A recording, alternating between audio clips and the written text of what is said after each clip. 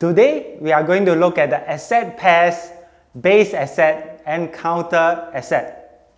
In CFD trading, it is always in asset pairs. On the left-hand side is what we call the base asset. On the right-hand side is what we call the counter asset. Every asset pairs has a quoted price at any point in time. Let us take a look at the first example over here. We have BTC/USD. This is Bitcoin as the base asset versus the US dollar as the counter asset. At any point in time, there's a price quoted. Take for example, at this moment, BTC/USD is 45,000. So for base asset, it is always having a quantity of 1. Always remember this. The base asset always has a quantity of 1. And the counter asset basically represents the denomination of the price. So how do we read this? Basically, it means at this point in time, 1 Bitcoin is equivalent to 45,000 US dollars. Let us take a look at the second example, which is a currency pair. On the left-hand side is the US dollar, which is the base asset. On the right-hand side is Japanese yen, which is the counter asset. At any point in time, it has a price quoted. So example, it is 115. So again, remember, the base asset has a quantity of how many? Yes, you are correct, it's 1. And the counter asset is the denomination of the price quoted. It means that at this point in time, 1 US dollar is equivalent to 115 Japanese yen. Let us look at the third and final example. AAPL. Can anyone guess what does this symbol represent? Yes, it is the Apple stock code. You will notice that in this example, there is only a base asset and there is no counter asset. Reason is, for stock code, the counter asset is usually implied. For example, in this case, Apple is a US-based stocks. So the implied counter asset is basically the US dollar. Example, if you are trading a stock in Hong Kong, for example, then the implied counter asset will be in Hong Kong dollars. So let us focus on this final example.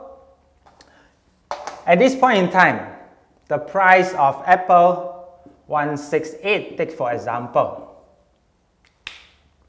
Again, what is the quantity of the base counter? 1.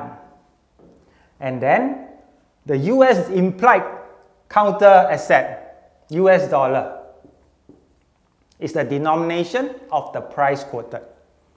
Meaning to say, at this point in time, 1 Apple share is equivalent to 168 US dollar.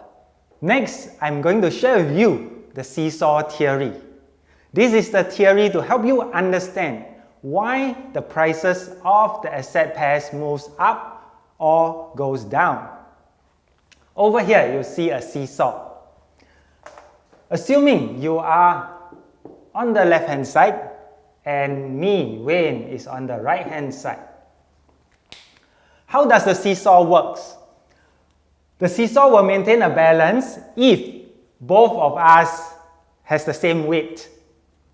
But if you are heavier than me, what happens to the seesaw? The seesaw will tilt on your side, becomes like that. And if I am heavier than you, the seesaw will tilt towards my side like this. So how does the asset theory apply to the price movement of asset pairs? Let's look at one example, which is the currency pair dollar-yen. On the left-hand side, we have the base asset US dollar. On the right-hand side, we have the Japanese yen as the counter asset. Let me ask you a question.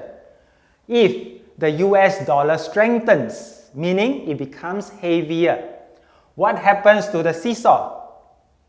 The seesaw will tilt towards the US dollar, which is the blue line. You will see the blue line is going up.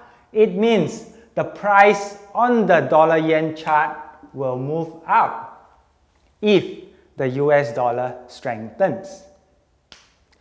What if the Japanese yen strengthens? The Japanese yen will become heavier.